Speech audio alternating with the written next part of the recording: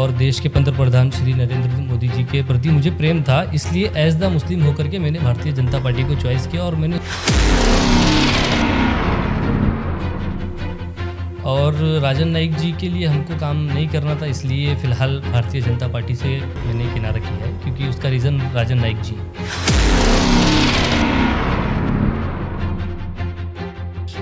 बहुजन विकास आघाड़ी से लोग हैं ना ऊब चुके हैं, कोई विकास भी नहीं और हमेशा की वही किरकिरी, आश्वासन, झूठे वादे।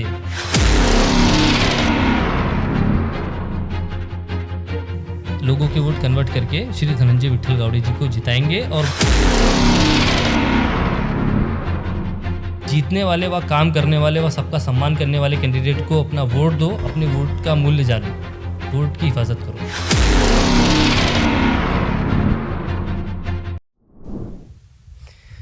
नमस्कार, STN न्यूज़ पे आप सभी दर्शकों का हार्दिक स्वागत है। आज हमारे साथ में नए मेहमान यासीन खान जी हैं। कुछ समय पहले ये भारतीय जनता पार्टी में थे और ये भरत राजपूत जी का समर्थन कर रहे थे।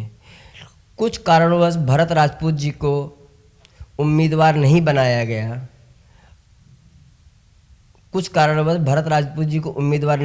गया और राजन नाइक जी से जिस समय उम्मीदवार है उनको टिकट मिला है, तो यासीन खान जी का विरोध वहाँ पे हुआ था।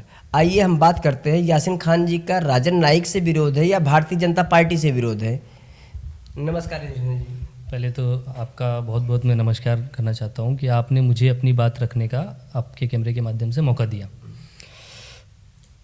मेरा कभी भी भारतीय जनता पार्टी का मैं एक कार्यकर्ता था और मैंने दिल जान से भारतीय जनता पार्टी में जुड़ करके लोगों की सेवा करना चाहा और भारतीय जनता पार्टी में मुझे देवेंद्र जी, सम्माननीय देवेंद्र जी, महाराष्ट्र के उप मुख्यमंत्री और देश के पंतप्रधान श्री नरेंद्र मोदी जी के प्रति मुझे प्रेम था, इसलिए एज द मुस्लिम होकर के मैंने भारतीय जनता पार्टी को चॉइस किया और मैंने उसमें जुड़ के जितना मेरे से हो सका मैंने अपने दम पे काम किया।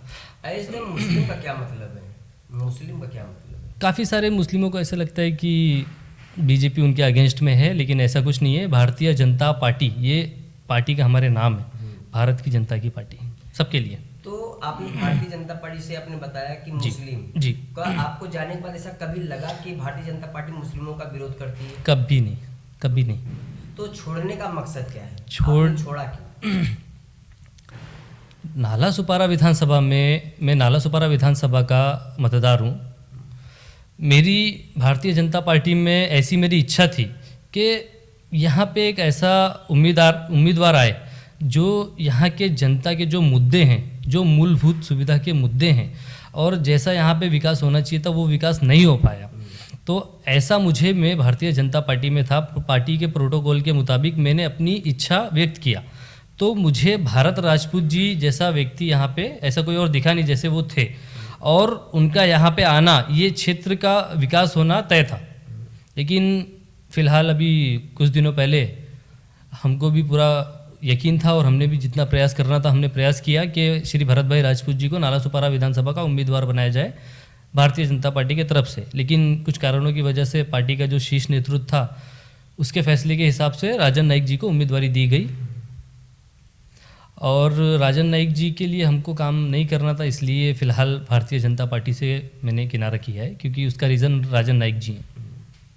तो हाँ, ऑफ़र आया है ना, हमारी बहुत बड़ी डील भी हुई है और ऑफ़र ये है और डील ये है, हमारे को ऑफ़र ये आया है कि आप हमको जिताइए, हम जनता का विकास करेंगे, जो मूलभूत सुविधा है वो हम सब प्रोवाइड कराएंगे जनता को, और डील यही है कि जल्द से जल्द काम हो जाएगा।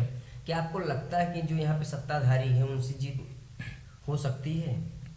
बिल्कुल हो सकती है ना, जनता को परिवर्तन चाहिए क्योंकि इतने सारे मुद्दे हैं, उन मुद्दों की लड़ाई है। बड़ी बड़ी पार्टी सामने है, जो यहाँ की सत्ताधारी बहुजन विकास आघाड़ी है वो है, भारतीय जनता पार्टी है, कांग्रेस की पार्टी है, महाविकास आघाड़ी की सभी लोग मिलकर, क्या इन सब से जीत धनंजय जी की जो है हो सकती है?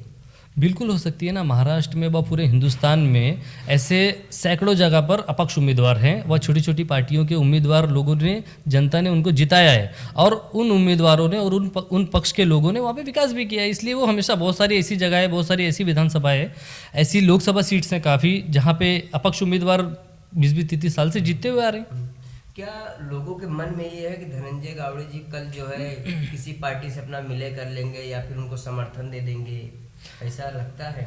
ऐसा है, महाराष्ट्र में महायुति के बाद मतलब महायुति व महाविकास आघाड़ी जो आपस में दोनों की एक टक्कर है, उसके बाद जो एक तीसरी आघाड़ी क्रिएट हुई है जिसमें हमारे श्री छत्रपति शिवाजी महाराज जी के जो वंशज हैं संभाजी राजे, तीसरी आघाड़ी का एक चेहरा वो हैं। और जो अमरावती तरफ के आमदार हैं श्री बच्चू काड़ू जी, वो भी उस तीसरी आघाड़ी का नेतृत्व कर रहे हैं। और हमारे किसानों के जो नेता हैं महाराष्ट्र के संजू शेट्टी जी, ये 3 चेहरे हैं जो तीसरी आघाड़ी जिन्होंने क्रिएट की है और जनता के विकास के मुद्दों को लेकर के जो आगे बढ़ेंगे। उसी तीसरी आघाड़ी में श्री धनंजय विट्ठल गावड़े जी भी हैं। प्रहार पक्ष से उन्होंने नॉमिनेशन अपना भरा है। श्री बच्चू काड़ू जी जो आमदार हैं, उनका जो पक्ष है प्रहार पक्ष का सिंबल है बैट। और नालासोपारा विधानसभा से प्रहार पक्ष के तरफ से उम्मीदवार हैं श्री धनंजय विट्ठल गावड़े साहब। तो धनंजय विट्ठल गावड़े साहब का जो चिन्ह है वो बैट है, क्रिकेट वाला बैट। तो इस पे आप अपने दर्शकों को क्या बोलना चाहते हैं कि वो क्या ऐसा है कि जीत जाएंगे या तो धनंजय गावड़े की तरह अगर आप कुछ उनकी तरफ से आप कुछ कह सकते हो जीत जाएंगे तो क्या विकास क्या जीतना ही है, 100% जीतना ही है, क्योंकि जनता ने भी आपकी मन बना लिया है। क्योंकि बहुजन विकास आघाड़ी से लोग हैं ना ऊब चुके हैं, कोई विकास भी नहीं और हमेशा की वही किरकिरी, आश्वासन, झूठे वादे। और भाजपा का यहाँ पे कैसा, भाजपा का यहाँ पे कोई रोल नहीं है। भाजपा छोड़ने का हमारा यही कारण है कि जो उम्मीदवार है राजन नाइक जी, वो सेटलमेंट करने वाले आदमी हैं। और मैं हमेशा से यही बोलते हुए आया हूँ जब से मैंने भाजपा छोड़ी है। अभी भी मैं आपके कैमरे के माध्यम से मैं लोगों को यही बोलना चाहता हूँ कि अपना वोट भाजपा को दे करके अपना वोट खराब मत करो। जीतने वाले व काम करने वाले व सबका सम्मान करने वाले कैंडिडेट को अपना वोट दो, अपने वोट का मूल्य जानो, वोट की हिफाजत करो। मुद्दा विकास का है, लोगों की सुरक्षा का है, लोगों के लिए सुविधाएं होनी चाहिए, जैसे कि एजुकेशन की सुविधा, हेल्थ के लिए हॉस्पिटल्स होने चाहिए जिसमें हर चीज़ अवेलेबल हो, रोड होने चाहिए। अभी तो फिलहाल रोड से ज़्यादा रोड पे गड्ढे हैं, लोगों के घर में। लगभग 30-32 सालों से बहुजन विकास आघाड़ी यहाँ पे विकास क्या नहीं की और क्या करने, आप उनके से क्या करेंगे? ऐसा है कि मैं मतलब मुंबई साइड से, मतलब हम यहाँ पर आके काफ़ी साल हुआ हमको यहाँ रहते हुए, लेकिन हम मुंबई साइड, मेरा बचपना मुंबई में गया है, काफ़ी वक्त मेरा पैदाइश मेरी मुंबई की है। वहाँ पे हम देखते हैं कि जहाँ पे भी मतलब जो कैंडिडेट जीता हुआ है अलग अलग पार्टियों का, बड़े बड़े मतलब 10-10 माले के स्कूल हैं, बड़ी बड़ी मतलब इमारतें, हॉस्पिटल्स हैं। वहाँ पे मतलब पेशेंट कम है, बेड्स ज़्यादा हैं। यहाँ पे तो स्कूल सरकारी हैं, पुराने कब के बने हुए पता ही नहीं है, और उसमें से झड़ रहा है मलबा, बेंच वगैरह नहीं है बच्चों के लिए। हॉस्पिटल्स हैं तो उसमें बेड्स वगैरह नहीं है, ट्रीटमेंट के लिए जो नॉर्मल मशीन होने चाहिए वो भी नहीं है। सोनोग्राफी, अल्ट्रासाउंड का इतना बड़ा स्कैम चल रहा है, गवर्नमेंट्स में एक भी मशीन नहीं है। लोग जाते हैं, गरीब महिलाएं, हमारी गरीब माताएं बहनें जो जाती हैं हॉस्पिटल में ट्रीटमेंट के लिए, अल्ट्रासाउंड के लिए, तो उनको प्राइवेट क्लिनिक में भेज देते हैं। सवाल ये है कि आप किस तरह धनंजय गावड़े जी को समर्थन दे रहे हैं? एक्चुअली हमारे साथ में युवा का एक बहुत बड़ा झुंड, युवा की एक बहुत बड़ी जो टीम है जो कैंपेन करने वाली है। और एक जो उम्मीदवार होता है उसकी सबसे बड़ी ताकत युवा होते हैं, जो कि घर घर जाते हैं, रोड पे मतलब रोड पे जो भी आम जनता है उनसे डिस्कस करते हैं। कैंपेनिंग, इलेक्शन कैंपेनिंग, तो इलेक्शन कैंपेनिंग के ज़रिए हम लोगों को वोट में कन्वर्ट करेंगे, लोगों के वोट कन्वर्ट करके श्री धनंजय विट्ठल गावड़े जी को जिताएंगे और बैट के सिंबल पे बटन दबाने की रिक्वेस्ट करेंगे। ये रहे हमारे यासीन खान जी।